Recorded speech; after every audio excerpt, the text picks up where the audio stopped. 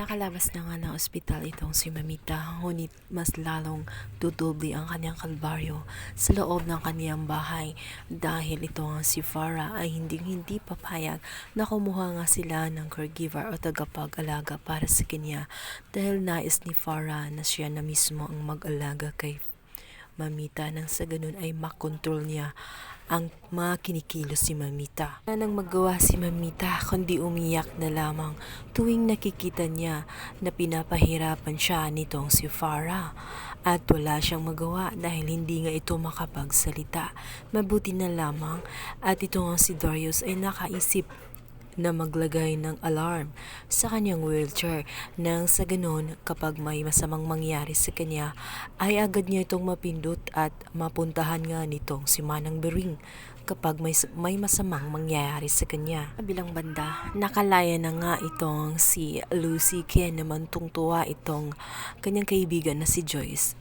Dahil sa wakas ay nakasimhot na nga siya ng sariwang hangin sa labas at sa wakas nalagpasan din niya at naging malaya na siyang gawin kung ano ang kanyang gustong gawin at mga plano.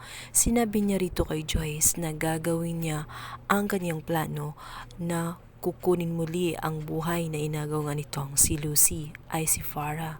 Hindi niya aaksayahin ang kanyang mga panahon at oras. Agad niyang sinabihan itong si Joyce na namimiss na niya ang kanyang pamilya. At dahil sa hindi pa nga siya pwedeng lumapit dito, nais niya na tulungan siya nitong si Joyce na makitang muli ang kanyang pamilya. At nangangako siya na hindi siya lalapit sa malayo lang siya upang kahit papano mabawasan ang kanyang lungkot at pangungulila sa kanyang pamilya. Subalit matapos nga niyang gawin ang mga bagay na yun, ay lalo siyang nakaramdam ng lungkot dahil napapansin niya ang kanyang pamilya ay talaga masaya na ito sa piling ni Farah at ang kanyang asawa ay hindi man lang nagdududa sa katangian nitong si Farah na nagpapanggap bilang asawa nitong si Darius.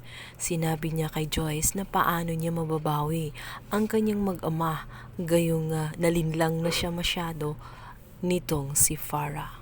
At naman ni Joyce ay huwag siyang mawawalan ng pag-asa ngayong malaya na siya ay malaki na ang posibilidad na mababawi pa niya ang kanyang pamilya.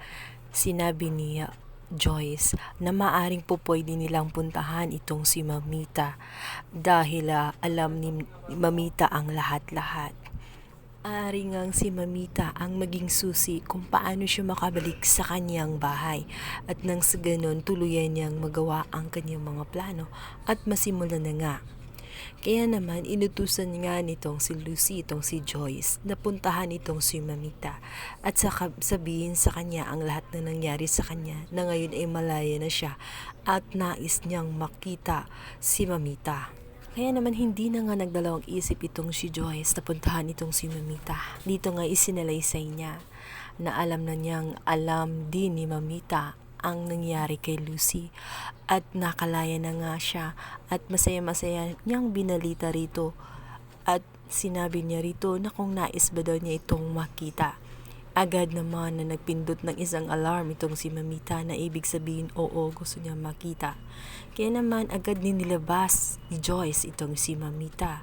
Labas na nga sila ng garden, ngunit sa kasamaang palad dumating na naman ang buruhang ito nga si Farah at hinarang nga itong si Lucy.